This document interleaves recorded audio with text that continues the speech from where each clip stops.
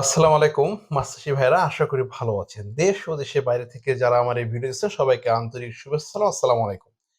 আজকের আমরা মাছ চাষের সবচেয়ে গুরুত্বপূর্ণ একটি উপাদান পানি, অর্থাৎ পানি ছাড়া কিন্তু আমরা মাছ চাষ চিন্তা করতে পারি না। তো এই পানি সম্পর্কে কয়েকটি কথা বলতে চাই। কথাগুলো মন দিয়ে শুনবেন এবং এগুলো যদি আপনি জাস্ট অনুসরণ করেন তাহলে আপনি মাছ চাষে সফলভাবে অতিবাহিত করতে পারবেন। তো আসুন আমরা মূল আলোচনায় চলে আসি মাছ চাষের পানির বিষয়টা নিয়ে।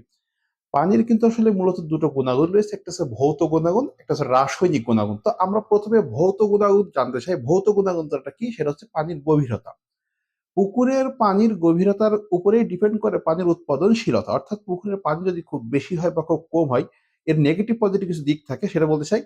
তো পানির যদি আপনার গভীরতা খুব বেশি হয় তাহলে কিন্তু পুকুরের সালোক সংশ্লেষণটা প্রক্রিয়াটা সঠিকভাবে সম্পূর্ণ হয় না, যার কারণে পুকুরে প্লাঙ্কটন উৎপাদন হয় না, আপনার কিন্তু উৎপাদন কমে যায়। তাহলে পুকুরের যদি আপনার পানির গভীরতা 5 ফিট থেকে 8 ফিটের ভিতরে মধ্যে থাকে, তাহলে সূর্যের আলোটা সঠিকভাবে পুকুরের তলদেশে পৌঁছাতে পারবে এবং আপনার প্রাকৃতিক খাদ্য ফাইটো ও জুপ্লান্টন উৎপাদন হবে। পুকুরে অক্সিজেন লেভেলটা ভারী থাকবে, আপনার উৎপাদন কিন্তু ভালো হবে। অর্থাৎ আমরা জানতে পারলাম পুকুর যদি খুব বেশি গভীর হয় তাহলে মাছ চাষের উপযুক্ত না, এবং পুকুরের গভীরতা যদি আপনার 5 থেকে 8 ফিট হয়, এটা হচ্ছে বেস্ট, আমরা জানতে পারলাম। তো এবার আসি পুকুরের আপনার স্বচ্ছতা, পানির স্বচ্ছতা, অর্থাৎ পানি যদি স্বচ্ছ হইলে কি সমস্যা হবে, ঘোলাইলে কি সমস্যা হবে।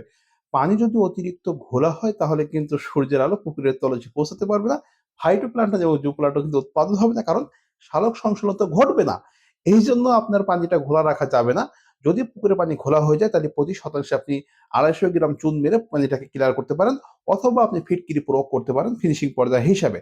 এবং পুকুরের পানি যদি আপনার যদি অতিরিক্ত পরিমাণ প্লাঙ্কটন হয় তাহলে কিন্তু আপনার পুকুরের ওই যে উপরের স্তর পড়ে যাবে, সবুজ স্তর, সূর্য আলো কিন্তু রিফ্লেক্ট করবে, ভিতরে পৌঁছাতে পারবে না। অর্থাৎ পুকুরের পানিটা চেষ্টা করতে হবে স্বচ্ছতা রাখার জন্য এবং যাতে প্লাঙ্কটনের পরিমাণটা পরিমিত মাত্রায় থাকে।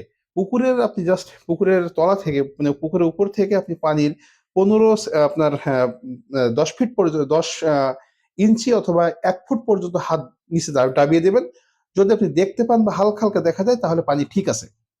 তো এবার আসুন সূর্যালোক।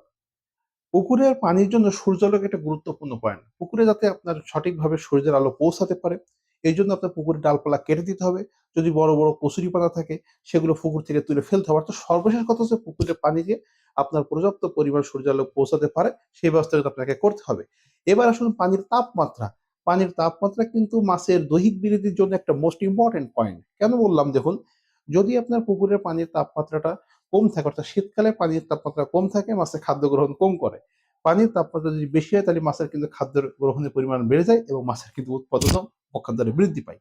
তো আমরা বলতে চাচ্ছি যে কার্প জাতীয় মাছের ক্ষেত্রে 25 থেকে 35 ডিগ্রি সেলসিয়াস তাপমাত্রা বেস্ট, এবং এই তাপমাত্রায় আপনার মাছ সঠিকভাবে গ্রো করতে পারে এবং আপনার মাছের পর্যাপ্ত পরিমাণ খাদ্য গ্রহণের ফলে আপনার মাছের বৃদ্ধিটা ঠিক থাকে। অর্থাৎ আপনার টেম্পারেচার থাকতে হবে 25 থেকে 35। এবং শীতকালে কিন্তু আপনার ক্যাটফিশ মাছের খাদ্য খাওয়া ছেড়ে দেবে, একটাই কারণ, যেহেতু তারা তাপমাত্রা কম হচ্ছে, তাদের খাদ্যের ডাইজেস্টটা হচ্ছে না, এই জন্য তারা কম খাবে, এটা ভয়ের কোনো কারণ নেই। এবার আসুন আপনার পানির ভৌত গুণাগুণ আলোচনা করলাম, রাসায়নিক গুণাগুণ। রাসায়নিক গুণাগুণের ভিতরে আপনার প্রথমে আসে ফসফরাস। পুকুরের পানিতে কিছু ফসফরাস থাকে, কিন্তু আমরা যদি এখানে টিএসপি সার অথবা ডিএপি সার, অর্থাৎ এই দুটো সার যেকোনো একটা যদি প্রয়োগ করি পরিমিত মাত্রা প্রতি শতাংশে আপনার 200 গ্রাম বা 300 গ্রাম যদি প্রতি শতাংশে প্রয়োগ করি, সারটা প্রয়োগ করার পূর্বে 24 ঘন্টা পানিতে ভিজিয়ে রাখতে হবে, রেখে জাস্ট আপনি সরিষা খোলের সাথে অ্যাডজাস্ট করে মেরে দিলে এই এই টিএসপি সার থেকে আপনার পুকুরের পানিতে ফসফরাস যুক্ত হবে। ফসফরাস যুক্ত হলে ফাইটোপ্লাঙ্কটন প্রচুর পরিমাণ গ্রো করে। এটা কিন্তু একটা বিশেষ পয়েন্ট আমাদের মনে রাখতে হবে। ফসফরাস। পানির পিএইচ লেভেল আমরা পূর্বে জেনেছি 6.5 থেকে 8.5 হলে এটাকে বেস্ট লেভেল বলা হয়।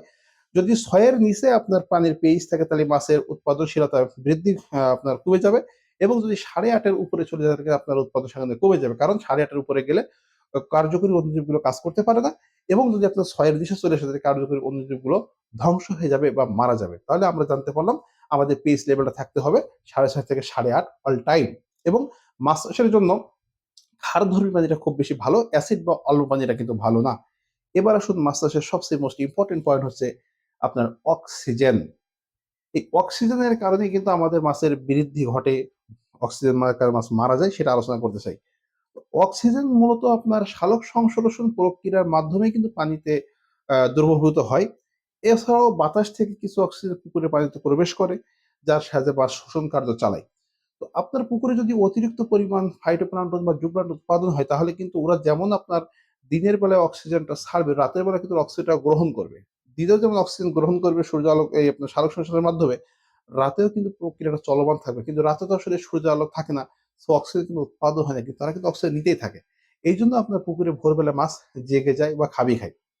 তো এর থেকে পরিণত উপায় হচ্ছে আপনার আরেকটা কথা বলে রাখি, গরমকালে কিন্তু বাতাসে আপনার আবহাওয়ায় কিন্তু বাতাস বেশি একটা থাকে না, পানি গরম থাকে। মানে গরম পানিতে কিন্তু অক্সিজেন লেভেল সবচেয়ে কম থাকে এবং ঠান্ডা পানিতে কিন্তু অক্সিজেন লেভেলের সবচেয়ে বেশি থাকে। যার কারণে শীতকালে কিন্তু আপনার পুকুরের মাছ সাধারণত খাবি খায় না অথবা অক্সিজেনের কারণে মারা যায় না। কিন্তু গরমকালে বিশেষ করে যখন আপনার আবহাওয়া গুমোটে ভাব থাকে, আকাশে মেঘ থাকে তখন কিন্তু আপনার পুকুরে অক্সিজেন স্বল্পতা দেখা দিবে। এর থেকে পরিত্রাণের জন্য আপনি যেটা করতে পারেন সেটা হচ্ছে আ আপনার যদি পুকুরটা ছোট হয় তাহলে আপনি হড়া টানতে পারেন, জাল টানতে পারেন, আপনি বাঁশ পেটাতে পারেন, আপনি স্পিড বোট চালাতে পারেন, এয়ারেটর চালাতে পারেন, আপনি স্যালো মেশিন দিয়ে পানি দিতে পারেন অথবা বাঁশ পেটাতে পারেন। সর্বশেষ আপনি সাঁতার কাটতে পারেন। এই পলিসিগুলো এপ্লাই করলে পুকুরের পানি অক্সিজেন বৃদ্ধি পাবে। তবে অক্সিজেনের বিশেষ এই বিষয়টা খেয়াল করতে হবে যদি আপনার পুকুরে প্রচুর পরিমাণে বাতাস চলাফেরা করতে পারে তাহলে কিন্তু পানিতে অক্সিজেন যোগ হয়। আর বাতাস চলাচল না করলে কিন্তু অক্সিজেন বিষয়টা চলতে পারে না।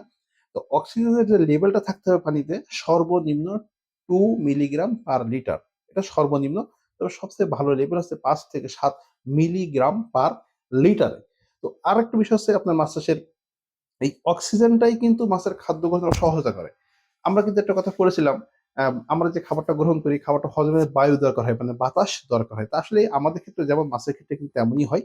তো যদি পুকুরের পানিতে আপনার প্রচুর তলদেশে যদি জৈব আবর্জনা বা ময়লা আবর্জনা থাকে, মনে করুন প্রচুর প্রচুর জৈব পদার্থ আছে। এটা কিন্তু পচার জন্য কিন্তু অক্সিজেন দরকার হয়। তখন কিন্তু ওরা পানি থেকে অক্সিজেন টান দেয়। এটাও কিন্তু আপনার অক্সিজেন শর্টের আরেকটা প্রধান কারণ। এইজন্য পুকুরের তলদেশটা ঠিক রাখতে হবে। পানিতে নিয়মিত মাত্রায় চুন লবণ প্রয়োগ করতে হবে, প্রোবায়োটিক ইউজ করতে হবে। বা অন্যান্য উপাদানগুলো ব্যবহার করলে যেগুলো ব্যবহার করলে পানি ঠিক থাকে। মূলত দিন শেষে কথা হচ্ছে পানিকে ঠিক রাখতে হবে। যদি আপনার পানি ঠিক থাকে তা আপনার মাছ এমনিতেই বড় হবে, এমনিতেই কিন্তু ভালো থাকবে। তো আমাদের উদ্দেশ্যটা হচ্ছে পানিটাকে যত্ন করা এবং এই যে উপাদানগুলো আমরা আলোচনা করলাম এগুলো যথাযথভাবে আমাদের মেনে চলা। আশা করি বুঝতে পারছেন। দেখা হবে কোনো একটা ভিডিওতে। আল্লাহ হাফেজ।